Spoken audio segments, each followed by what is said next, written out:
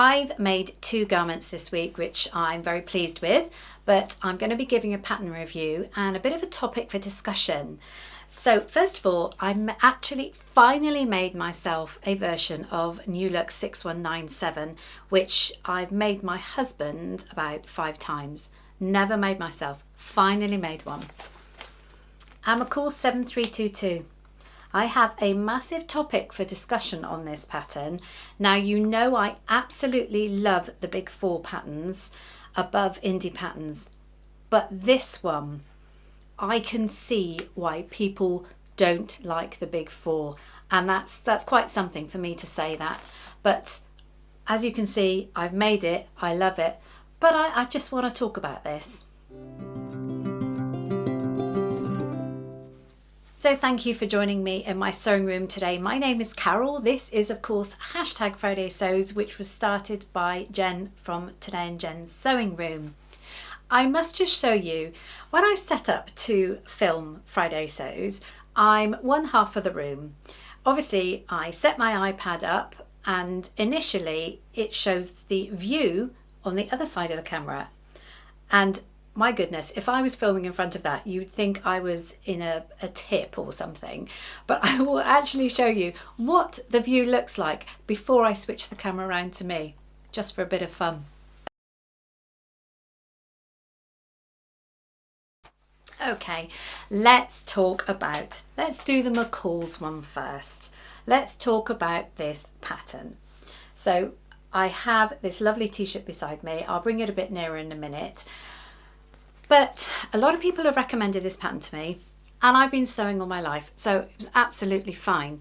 But let's talk about the fact that this pattern says learn to sew for fun. It led me to think, why would we learn to sew not for fun?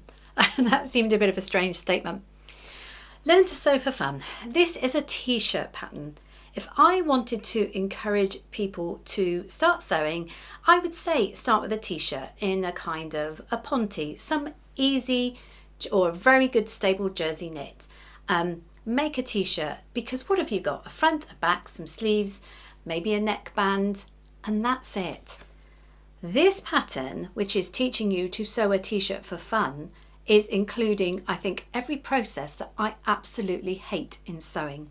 So for me, I did some of the instructions because I like to do that when I do a review, but others I thought, come on, I'm not doing those. So let me explain a bit more what I think. Now, I know a lot of you made this pattern, and I have to say I really love it and I love the shape, but advertising it as a fun way to learn to sew, I disagree with. Now, it does teach you a lot of processes, but I think if you want to get someone encouraged to start sewing, don't teach them all the horrible things first. And I'll explain what I mean. Now, I've had to get my notes here to show you. So this is a t-shirt pattern. I made the long sleeve version, which has got like a boat neck. So let me show you all the versions you have. So I made the boat neck long sleeve version, but you got the sleeveless version. Sizing was really lovely. Do you know how I've been recently with my t-shirts? I've been dropping the armhole down about a couple of centimetres. Well, before I sewed this up, because I was worried about that, I actually compared it to the t-shirt that I've actually dropped down and lowered, and it was the same. So I thought, brilliant, I won't need to do that. So in this pattern, they ask you, it's jersey, let's remember this, to ease stitch. You've got facings, you have to stay stitch, you have to slip stitch, you have to understitch, and you have to hand baste. That's everything. Everything I hate. I hate ease stitching. I don't mind hand basting. Stay stitching I agree with. On a woven, on a knit, no, because you want it to move. So I know sometimes we have to ease stitch a sleeve if it's a woven. With a knit, you kind of get away with that if you lay it on the flat and stretch it out. This one wanted you to ease stitch either side there to fit that to there. I didn't have to do that. Maybe I didn't because it was a smaller size, but I certainly didn't have to do that. So we have facings. Now I know we all hate facings, but I thought I'm going to put them on. I actually wanted this to look a bit different to my normal t-shirts with the t-shirt band. I wanted to look a bit more finished. So I did interface the jersey and the facings. So I did that. I did not slip stitch them down though. I did not stay stitch the neckline. I mean, come on. Oh, I will just say, I pinched it in. Normally I pinch this bit in because I've got narrow shoulders, and all I do, as I'll show you in a minute, is just fold over a centimetre. So there we go. I mean, this pattern does tell you everything. If you didn't know anything about sewing, it tells you about cutting out, it tells you about altering, it tells you how to sew. But as for encouraging someone, I mean, 2 lines of gathering to ease in a jersey, not really. As for encouraging someone to go on and sew more, and that's what we want. We want to keep our hobby alive. This for me was, I don't know if I would, because it was such an effort to have made just a t-shirt, whereas I know a lot of the indie patterns have online videos and things like that. I have to say that's what lets the big fall down, and I know that's what a lot of people say. So this for me, I actually love this pattern, but I wouldn't recommend it to a beginner. So I've stripped my mannequin now so I can show you. I just wanted to show you what I meant about pinching in the neckline. This is not technical. You can see I've even done it with a pin. So that's about 1 centimetre, but of course it'd be about 2 centimetres by the time it's doubled. That's all I do. And it's actually made it spot on. So I'm glad I did it, because I don't think it would have been, I think it would have been sort of falling off the shoulders. So here we go. As I say, I have facings, look, interfaced facings. Now what I did do is top stitch that facing down, because we all hate them flopping out, probably about 2 centimetres down. Yeah, facing all around. I didn't ease stitch the top, I didn't have to. I didn't ease stitch here, didn't need to. Normal cover stitch hem for me. Oh, for goodness sake. The thread. I really love it. I didn't have enough. Originally I showed you this fabric in my fabric haul last week, and I only bought 1 metre of it, so I didn't have enough for a longer sleeve as I wanted, because I was just going to make a short sleeve t-shirt out of it. So what I had to do in the end was, I managed to get so far, because this was so long, and I'll put a picture in of how long it was. I think that's my only criticism. I had to chop a big section off the bottom. But what I did do was then use that for a knitted cuff band. So I brought it slightly in, as you can see, slightly gathered in. So that bit that I cut off the bottom, I had enough just to add a little bit. And actually it secures it, doesn't it? So I'm really pleased with how it ended up. So, gosh, aren't these colours just so clean and fresh? And by the way, I know it's clashing with the stripy top I'm wearing right now. This, by the way, was the Lutterloh top that I made recently. I'll come back to that in a minute. But there we go. I love it, but what I can say is I really like the shape. It really fits me well. But yeah, as I learned to sew, just do your thing. If you've been sewing a long time, do your thing. Just make a t-shirt up the way you make it up, and you'll have success without the frustration. So the Lutterloh top, this a video I put out this week. This is from supplement 317.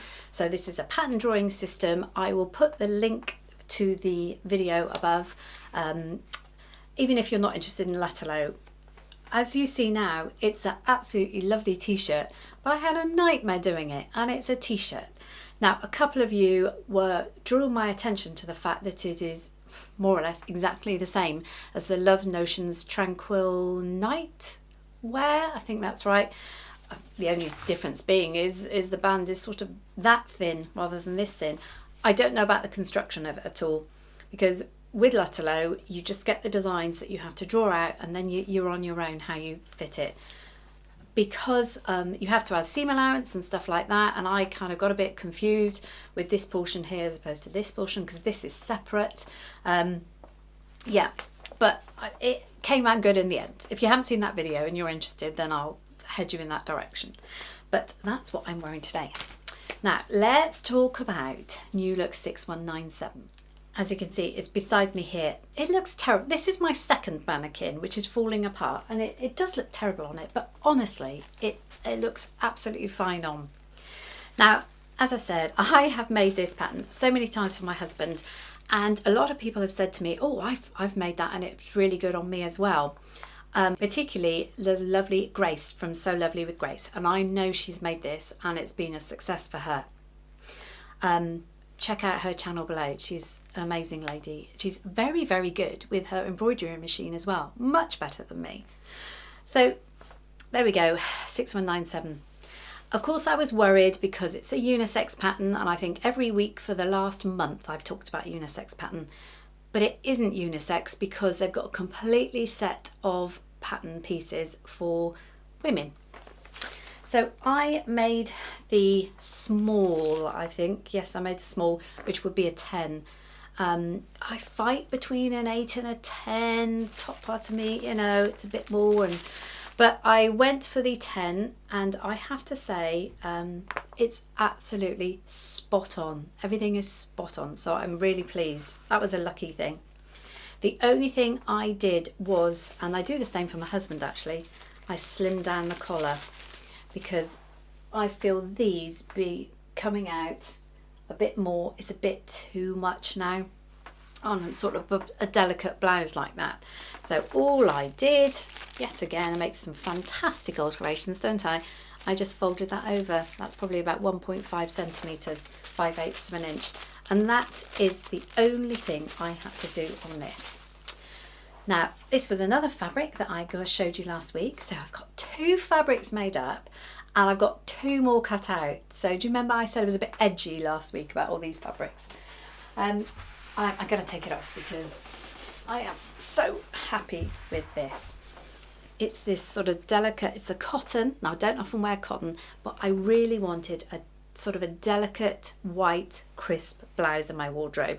Isn't it funny how sometimes the simplest things you find you're actually missing? Just something that's light but looks a little bit more sort of classy and elevated. I just wanted something like that in my wardrobe. So it's got this line of embroidery anglaise. I have to say, my sewing machine clunked every time it went over the top of this. It's actually quite a solid line. So what did I do? Because this was so beautiful, I did 2 things. First of all, you have to bind the edges. Now, when you're sewing with white, white isn't a generic colour, is it? There are so many versions of white. I knew there was absolutely no point in me trying to look for white bias binding for the armholes, so I made some and I did it, and I'm so glad I bothered to do that. So they're bound in the same fabric, and the same with buttons. I've got lots of white buttons, but I felt you're never going to get it totally right, so the only answer for this one was to do some covered buttons. Now I've got absolutely loads of covered buttons, so I used this here. Now I used the covered button maker. Let me just get it and I'll show you what I mean. This is my box of self-cover buttons. I've got quite a few and I don't often use them. So the tool is here. Now there are a couple of ways of doing it, and I used to always do it this way, where you draw a circle of fabric and then you run a gathering stitch around the outside, pull it up, and then you put the 2 pieces together. With this, you don't have to do that, and it's just changed my world. So all you do is cut out a circle of fabric again. You would place that circle of fabric on that point. You then pop the button in, and obviously the button, all the fabric will fold in on top of each other. You poke it down to make sure it's all neat. Then you just put that on top with a matching. All these say the sizes, different sizes. I know you can't see that, but you can imagine. You can tap it with a hammer or whatever, and it's done. It's so much easier than doing that gathering stitch and pulling it up. As you can see, every button came out absolutely beautifully. I just used the white of the fabric. I made sure there wasn't any of the embroidery anglaise. So that was that. And the other thing I did was I got to use my favourite tool of all time. I love this tool. I absolutely love. I love playing with it. It's funny, it's an accordion, isn't it? Do you know my dad plays the accordion? Yeah, can't get a tune out of this. I just love this. For measuring the buttons, you can do it whatever you want, however many buttons you want, and it makes it so, I never bother with the button guide ever on a pattern. I just sort of kind of work out where I want the top one to be, how many I want, and then pull it to that side and use it to mark. I absolutely love this. It's the most genius little tool, and I do like playing with that every now and again. I have to say, being easy and cotton, buttonholes went absolutely fine on it. So I am really, really pleased with this. Obviously I'll show footage of it.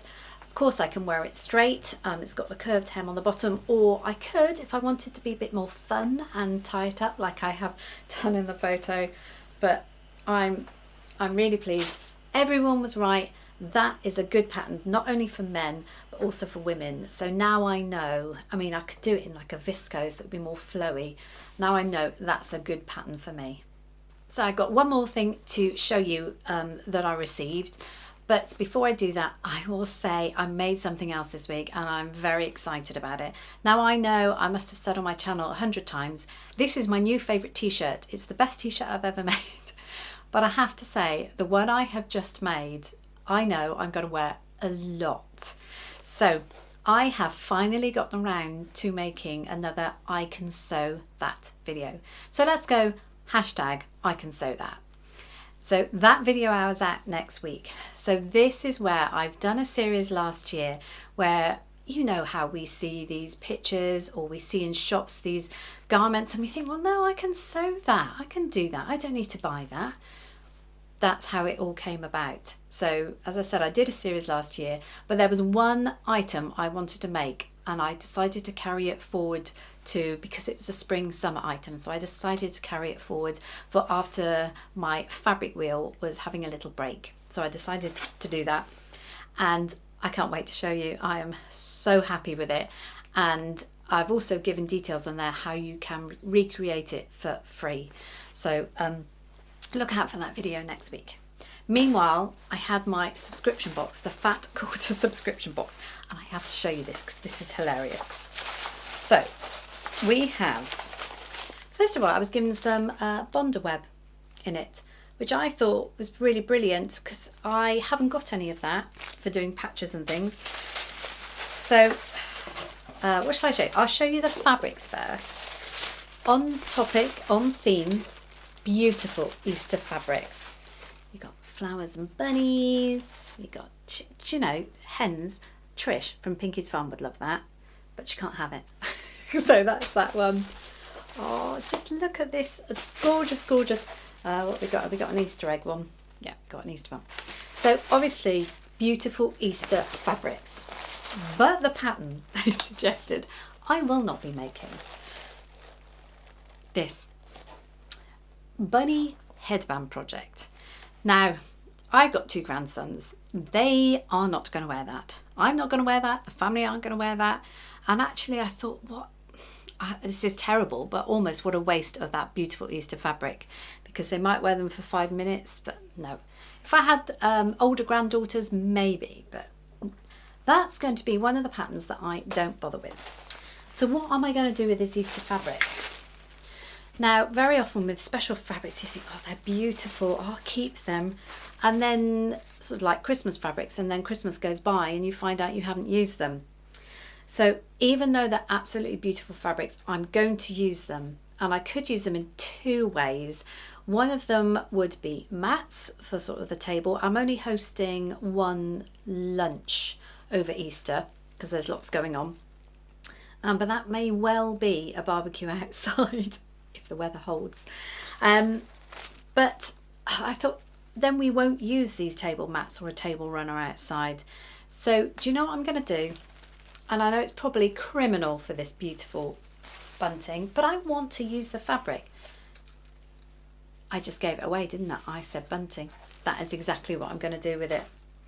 I'm going to make some Easter bunting. and this is my pattern. I have had this this square of a cereal box for a good 10 years. It's just something I drew out roughly. It's probably not even straight, but I use it for all my bunting. It's got good knows what written on the side, but that is what I'm going to do. And I think I'm going to make some Easter bunting, because I can put that up and then I can use it year after year. So that is going to be a super project that I'm going to take down. We're probably going to go away down to the holiday home this weekend. So I think if I get it all cut up, that is an easy thing to do. So that's what I'm going to be doing next week, apart from the 2 other projects that I've got cut out. But it is school holidays and I am on grandparent duty for 2 days. So how much sewing I will get done, I have no idea. But you know me, I always try. I just fill in those little gaps here and there, or in the evenings. Life. I have to say, the weather. Now, if any of you are in the UK, or you know people that are in the UK, you know we've all been happy and it's been sunny and it's been beautiful. It's been very cold in the mornings, but we've had day after day of blue sky. Of course, we've had apparently the driest March for 60 years. But what does that mean? It has meant something awful locally. Now, I have a lovely country park which I run in, I walk in, I take the grandkids in, and that actually, because it's been so dry, has had a big fire this week. I think it's about 50 acres. I know, relatively speaking, that's not big to somewhere in America, some of these big wildfires, but actually in a country park that's quite devastating. So that's been closed this week. I haven't seen where the damage is. I'm just gutted about it. I was sat in my garden at one lunchtime and I could smell burning. And first of all, I thought, who would be burning something on a day like this? Turns out it was the fire from over there. So I'm really sad about that. But I'm sure it will come back. It'll recover, as they always do. But yeah, that's the price you pay, isn't it, for dry weather? We've got long-term forecast is dry as well. So fingers crossed that everything stays safe, because I just love my forest. You know I love my forest and my trees. The photos I will leave you at the end are, I've done a couple of walks in the New Forest this week, and also locally. And I have to say, the gorse at the moment is absolutely stunning. Now, gorse might have different names across the world, but it flowers sort of from January right through to summer, but sort of April and May, it is at its peak. It is the brightest yellow. It is absolutely stunning. The thing about gorse though, it is so spiky. I've put a photo in of just how evil this plant is, with the most beautiful flowers. And the thing about gorse is that it smells, supposedly, of coconut. And a lot of people that I've been walking in the forest with before can smell this overpowering, especially at this time of year, smell of coconut. But not everyone can smell it, and I can't. And even though I've got sort of close to a bush and put my head in it, I can't smell coconut, and I'm gutted, because coconut is one of my most favourite smells. So the other thing about gorse, apparently, I've never done it, but you can actually eat the petals. I've seen horses eat the petals, but I won't be trying it. You can't get near it because of those thorns anyway. So a few of the photos will be of bright yellow, gorgeous gorse. Thank you so much for joining me for #Friday Sews. I do hope you've enjoyed this episode. If you did, then just hit the like button. That would be amazing. Then I can tell if I'm doing the right thing. I hope you all have a wonderful weekend. Stay safe wherever you are. I hope you managed to get loads of sewing in the week up ahead. More than me, I would imagine. But thank you again for joining me. See you soon, and don't forget that video next week. Goodbye for now.